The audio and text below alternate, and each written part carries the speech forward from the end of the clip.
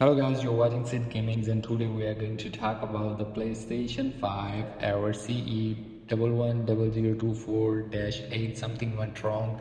So you just check the game application on, you get the something went wrong when you start to play, or when you try to download a game or application and you get the error.